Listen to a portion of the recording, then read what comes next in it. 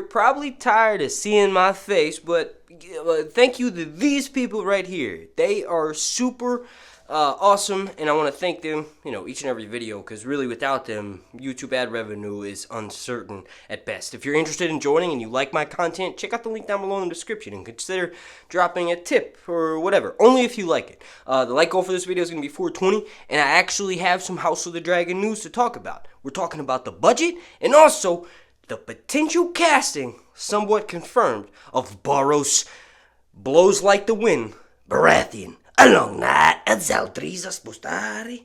Why do I move my hands around Ixos Daor? Along night.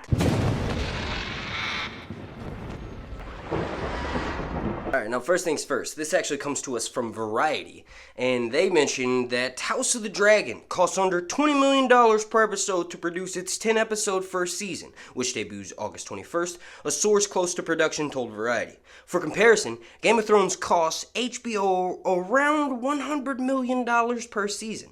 Its per episode price tag began at roughly $6 million in season 1 and rose to $15 million by the 8th and final season.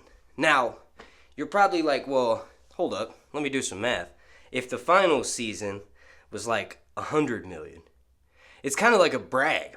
It's like a weird brag. It's like they're saying, look, we spent a fuck ton of money on this show, but we kept it under $20 million per episode, which is like the most expensive it ever cost us to film Game of Thrones. And then later on in the article, they actually double pat themselves on the back by saying, we learned how to do this because we don't just make Game of Thrones, we make Westworld and His Dark Materials, and basically we have experience doing this. So Amazon, what the fuck are you doing with Wheel of Time and the Lord of the Rings show costing you so much money? Is it because you don't know how to make a show? Also, I'm going to put House of the Dragon up right against you. This is all what HBO is saying to Amazon and Jeff Bezos. They're basically saying, they're pissing all over. Game of Thrones is the greatest TV show of all time. So not only did HBO make a fantasy show the greatest show of all time, there's never been anything else that's come close to it. You could argue that at moments The Walking Dead was pretty damn close, but that fell off at season 6. Now the last little bit of news that I want to discuss for this video is the casting of Borros Baratheon. Now as you can see, the actor's name is Julian Lewis-Jones, and according to his CV, he's most known for Justice League, Zero Dark 30, Under the Wire, Headhunter, and The Bank Job. A few others. He's also been in several plays. This dude can act his ass off, is basically all we need to know. And the reason why I think he's going to be Borros Baratheon is because of his looks. At the very end of his CV it says, and recently has just finished filming work on Wheel of Time and the highly anticipated Game of Thrones prequel, House of the Dragon. Doesn't say the House of the Dragon part, but as of right now, House of the Dragon is the only Game of Thrones prequel that's been greenlit for a first series. Now, if you look at this fellow, he looks very much like Baratheon.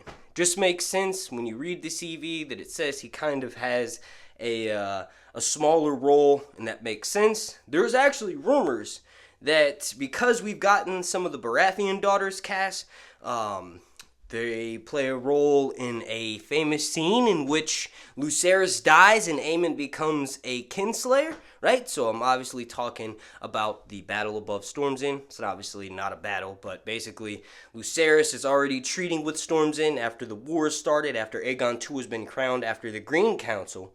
And Rhaenyra finds out about this. She's 2 weeks late because Alicent and the Greens kept all of the information about Viserys' death locked down, so that gives her a big jump on the Blacks.